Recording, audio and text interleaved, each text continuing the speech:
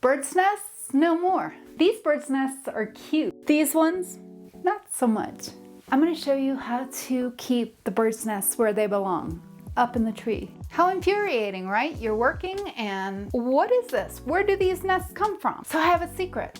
The nests are coming from the automatic thread cutter. That's right. One of the big reasons why I selected this machine was because it has an automatic thread cutter. Solution number one, don't use the automatic thread cutter, is not appealing. Solution number two would be to use a leader scrap. But I think solution number three is going to be my favorite solution. Bring the thread up from the bottom. Needle down, needle up, and pulling up the bottom thread.